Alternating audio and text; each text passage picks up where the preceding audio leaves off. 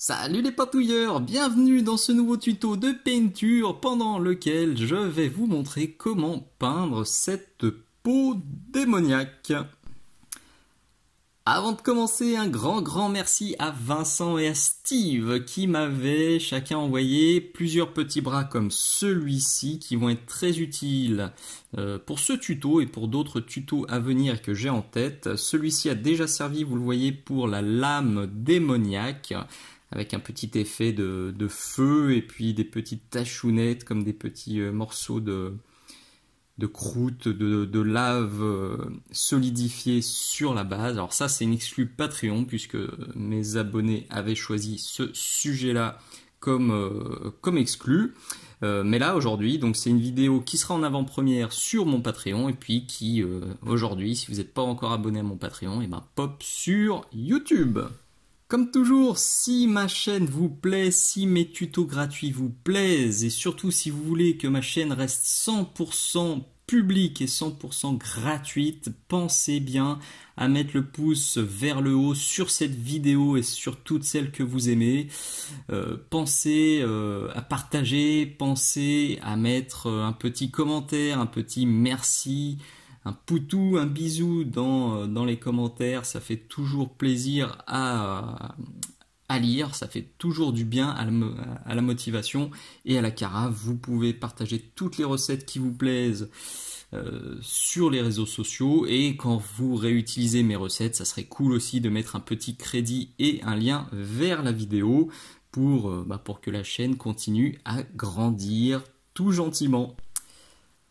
Alors, vous avez vu le résultat final sur la bannière en tout début de vidéo, mais à l'heure où je tourne cette introduction, moi j'en suis là et je sais pas du tout ce que j'ai obtenu. Ça va être un tuto freestyle. J'ai à peu près une idée en tête, j'ai une photo de référence que j'ai trouvée sur internet qui me plaît bien. Je vais tenter de refaire la même chose et puis on verra bien. J'espère que le rendu à la fin sera cool. Ce que je veux en tout cas, c'est une peau alors de démon, donc plutôt rouge mais pas totalement rouge. Je veux un peu de bleu mais pas trop, je veux un peu de violet mais pas trop. Donc c'est un peu... ça va être un mix. Le but du jeu étant que cette peau ne ressemble pas trop à une fraise ou à une prune ou à un schtroumpf qui s'est pris un cocard. Donc, pour partir sur une base qui était déjà pas trop rouge, j'ai pas basé ça avec du Méphiston Red ou un autre rouge que j'utilise normalement sur mes tutos, mais avec autre chose que je n'ai pas sous les yeux. Ne bougez pas. J'ai failli faire tomber une étagère. Voilà, on est sur du Corn Red. Donc qui est plutôt rosé. Vous le voyez, on a quand même déjà une petite notion... enfin moi ça me rappelle plus une carnation, plutôt que ça que j'utilise plutôt pour du drapé ou des armures ou des trucs comme ça. Donc c'est pour ça que je suis parti sur celui-ci. Maintenant, je veux pas éclaircir ça tel quel parce que pour le coup, j'ai peur que ça parte trop rose.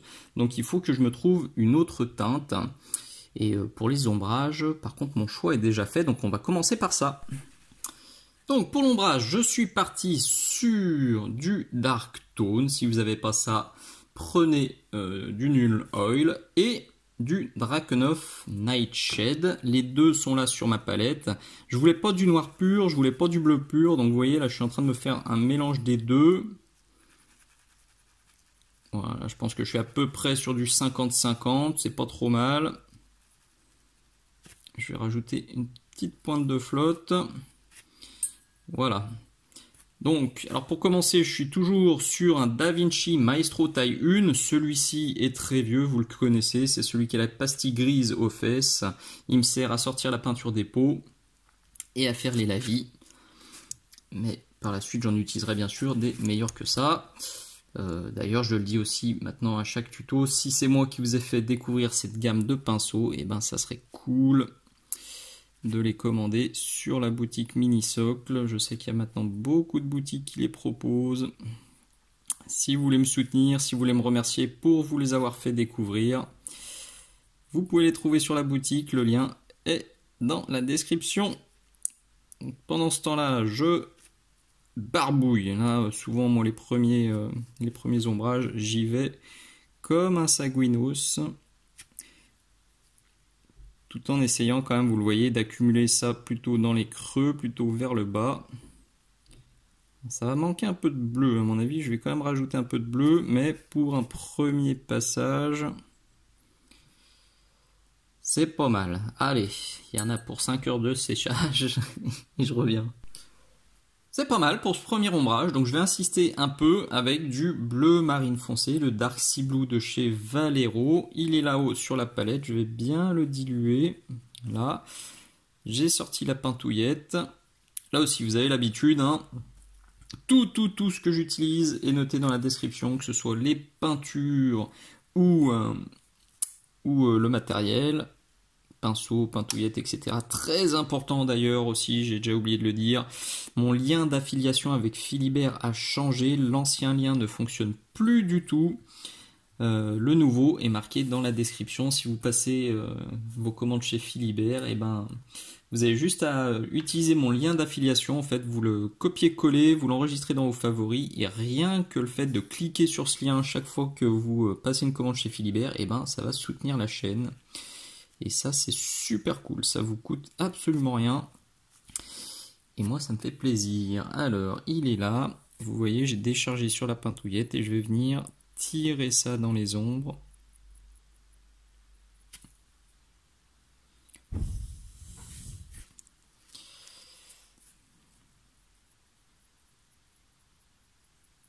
Hop, je décharge un peu et je remonte un peu plus haut sur le muscle. La petite mimine.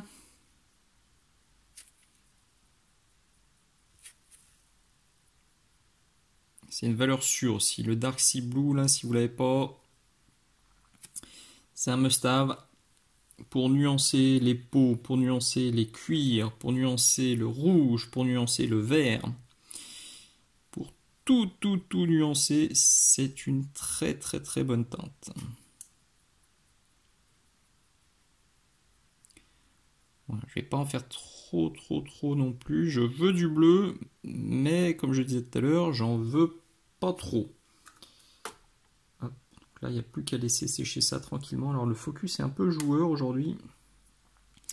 Je m'en rends compte depuis tout à l'heure, parce que la pièce est toute petite.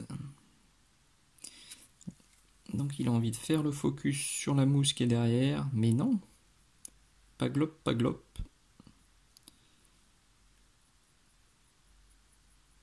Voilà.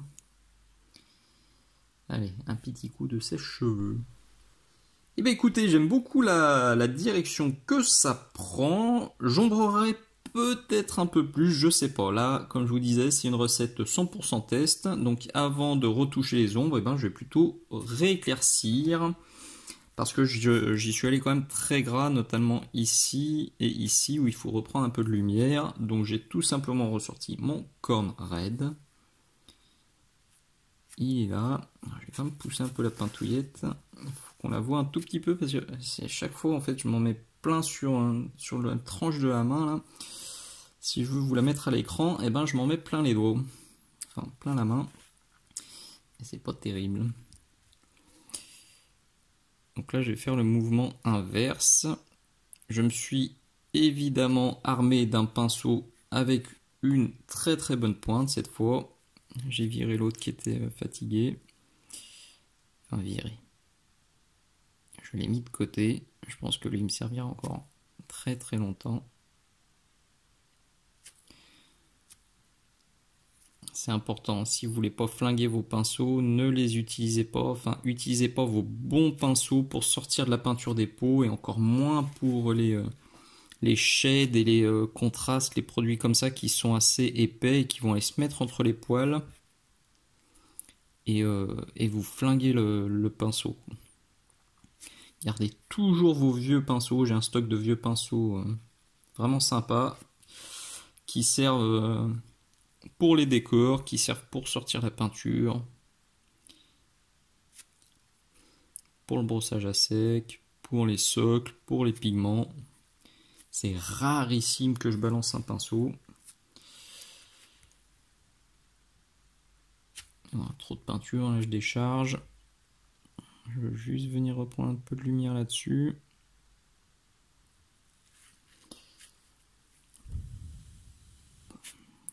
Pas trop que je vous souffle dans les oreilles non plus.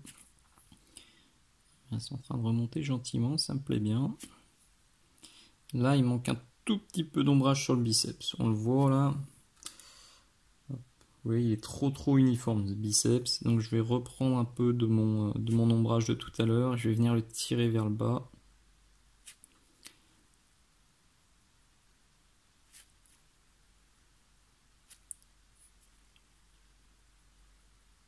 Rien de bien sorcier, hein. Ce tirage-poussage, je vous l'ai déjà montré à de nombreuses reprises. Si vous galérez encore, je vous invite à mater cette vidéo là sur la dilution, sur le tirage, sur le poussage. Là pour le coup, c'est ultra complet.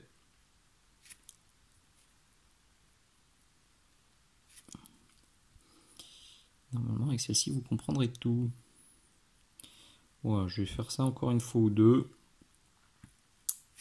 et on pourra passer à l'étape suivante. On voit ce que j'ai obtenu ici sur le biceps et là sur le muscle de l'épaule. Et là, j'ai déjà commencé à rééclaircir, hein. Je fais des tests avant de filmer et ça me va pas mal. Donc on va rééclaircir maintenant. J'ai en tête une peau assez luisante, hein, avec un contraste assez fort et des points de lumière assez forts, comme si la peau était un peu transpirante ou un peu poisseuse, enfin une peau de démon quoi. Donc pour ce faire, eh ben, j'ai choisi la méthode la plus classique, on va dire. J'ai pris mon corn red, donc qui était là, et je lui ai ajouté une teinte de peau, à savoir le Kislev Flèche, qui est juste là à côté. Et je me suis fait un mélange à peu près 50-50, et donc je l'ai mis ici, ici et ici. Et je vais le mettre sur le biceps. Alors... il faut pas trop en mettre, sinon ça va vraiment virer trop clair. Donc là, je vais me faire une petite zone, vous le voyez. Hop. Un peu comme ça.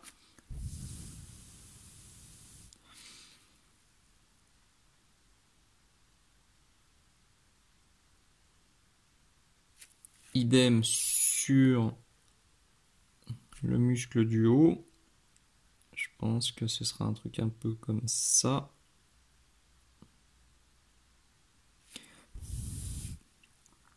Et je vais simplement, avec ce mélange-là, là je vais me faire un truc un tout petit peu plus dilué. Je décharge bien mon pinceau. La pintouillette n'est plus à l'écran.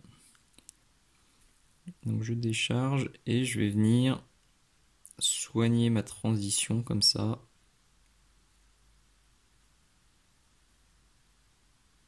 Là, je le tire vers moi et je le pousse comme ça pour accumuler la peinture comme ça. Bon, je vais quand même éclaircir un peu le haut là, faut pas déconner.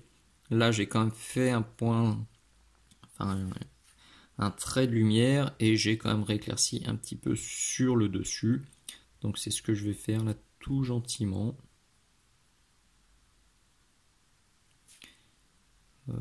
Et si jamais un moindre moment, eh ben, ça me convient pas, ou si les transitions sont pas belles, je ressors un peu de corn red et je lisse.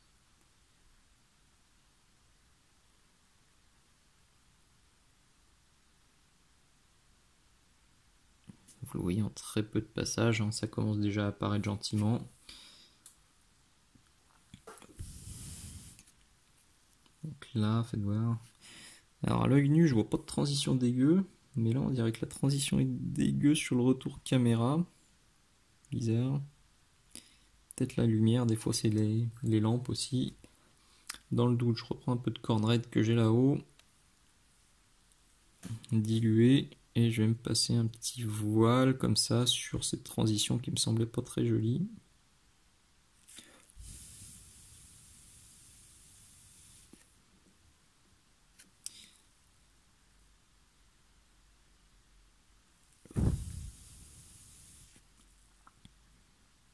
Bon, je suis un peu beaucoup perfectionniste.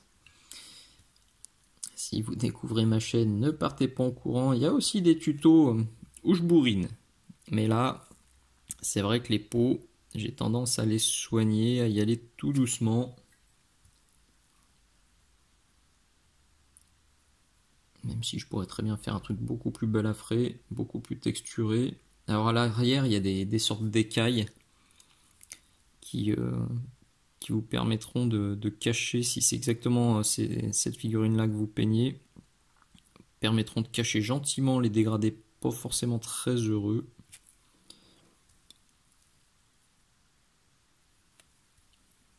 Là, clairement sur le haut de l'épaule, là, ça manque de cornes raides parce que du coup, la transition est trop violente, elle est pas belle. Donc, je viens repasser un peu. Bon, c'est juste un jeu de patience, vous l'avez compris. Et puis, il y a une question de goût. Il faut s'arrêter quand ça vous botte.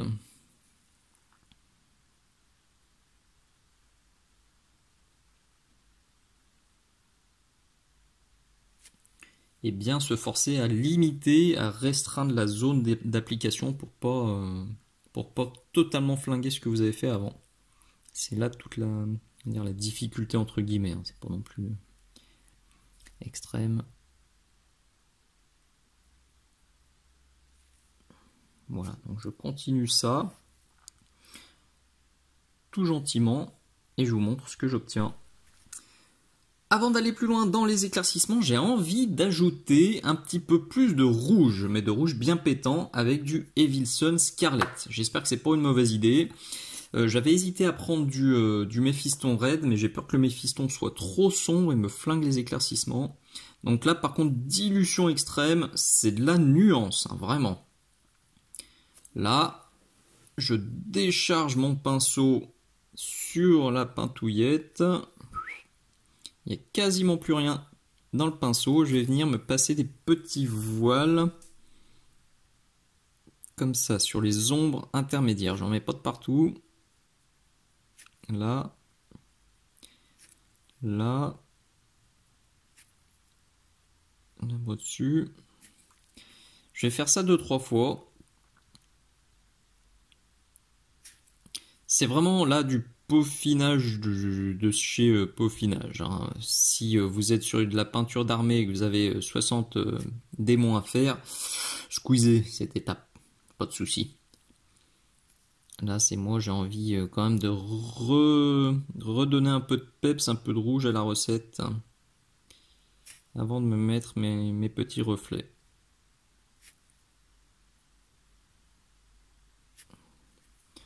Voilà, c'est en train, ça change la teinte, c'est sympa. Je pense que c'était une bonne idée. Point trop n'en faut, parce qu'il faut quand même bien garder le bleu aussi, qui était bien sympa dans les ombres. Mais ce petit rouge va donner un peu de vigueur, hein, et un peu de démon à cette peau.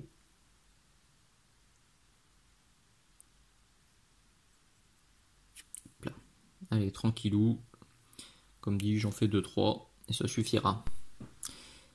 Dernière ou avant-dernière, on verra, étape, je vais prendre mon Kislev Flèche pur et comme on peut le voir ici, ici et ici, je vais me claquer des petits points de lumière. Ça pourrait être fait en ivoire, hein, en off-white, hein, si vous préférez. Ça pourrait être aussi fait avec un bleu, un gris bleu pour nuancer encore différemment. Je pense que le Kislev, en tout cas, moi ça me va. Mais bon, je ferai des essais différents sur les futures recettes. Et donc là, je vais faire un truc que je vous montre aussi très très souvent. Je vais me faire une ligne comme ça, ou une zone bien crade.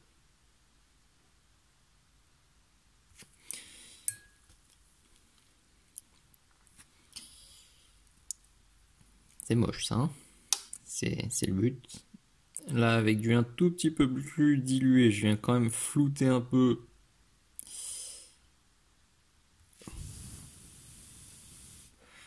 Pour que ce soit pas trop dégueu.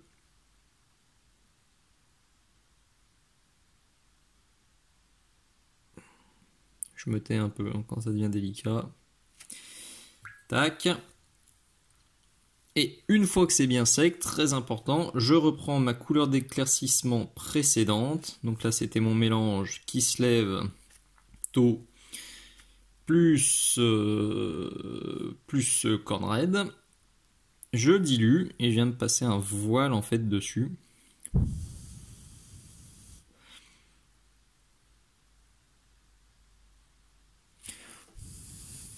Ça permet d'avoir des éclaircissements plus punchy qu'en faisant encore un mélange avec plus de Kislev dans mon corne.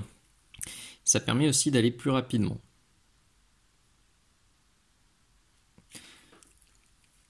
Parce que là, pour de la figurine, on va dire de jeu, je pourrais très bien arrêter ici. Moi, je vais refaire ça une fois ou deux pour étaler un tout petit peu la zone de Kislev et puis pour faire une transition quand même un peu plus propre. Et puis je vais le faire ici. Mais vraiment pour une figurine de jeu, à distance de jeu, un éclaircissement un peu violent comme ça, au moins ça ressort de super loin sur la table et ça fonctionne, quoi, ça booste le contraste. Donc là je vais juste refaire ça 2 fois, 3 fois et puis basta, on verra ensemble si ça vaut le coup d'éclaircir un peu plus ou si on est au bout. Et ben, on va en rester là. Je trouve que c'est suffisamment contrasté. On a des jolis points de lumière. Il n'y a pas besoin d'aller plus haut que le Kislev Flèche. En tout cas, moi, ça me suffit. Alors, le seul petit regret que j'ai, c'est qu'on voit quasiment plus le bleu à la caméra. Je vous montre sur la photo, là aussi, que je viens de faire. Le bleu disparaît. Alors bon, je suis une quiche, je ne retouche pas mes photos, donc je sais pas comment faire réapparaître le bleu. Mais je vous garantis qu'en main, on sent vraiment le bleu dans les ombres et ça apporte vraiment un plus. Surtout que ça n'a pas été bien pénible à faire. Juste un peu de bleu dans le premier ombrage et ensuite un peu de bleu marine foncé. C'était très rapide donc ça vaut pas le coup de s'en priver. Bon voilà, une petite recette totalement improvisée pour ce tuto et devant la caméra et le résultat est plutôt cool. Donc comme je vous le dis aussi très fréquemment, surtout n'hésitez pas à vous lancer à faire des essais. Vous vous planterez. Des fois je me plante aussi et c'est pas grave. Vous avez déjà vu des tutos où je faisais des trucs pas jojo, mais c'est pas grave. Au moins j'ai essayé, j'avais une idée qui me trottait en tête, je l'ai testé, c'était foireux, et bah au moins ça me fait une idée qui me sort de la tête, ça me libère de la mémoire vive. Perso, franchement, j'aime beaucoup ce résultat. Alors, c'est pour de la peau démoniaque, mais je pense que ça marchera aussi très très bien sur de l'orque et sur du troll. Je vois très très bien des trolls confrontation ou des orques confrontation avec des teintes comme ça ou des gobelins confrontation. Ça pourrait être vraiment super sympa. Pourquoi pas même, ça me vient tout de suite, ça me vient en tête d'un coup là, une équipe de gobelins pour Blood Bowl dans ces teintes là, ça ressortirait super bien sur un tapis de jeu vert et je pense que niveau effet waouh sur le terrain ce serait topissime. Cette vidéo c'était donc une avant-première Patreon, tous mes abonnés ont pu la voir 3 mois avant tout le monde. L'adresse est dans la description de cette vidéo, vous avez les avant-premières comme cette vidéo, vous avez aussi toutes les vidéos exclusives qui s'accumulent chaque mois. Tous les sujets là aussi sont dans la description.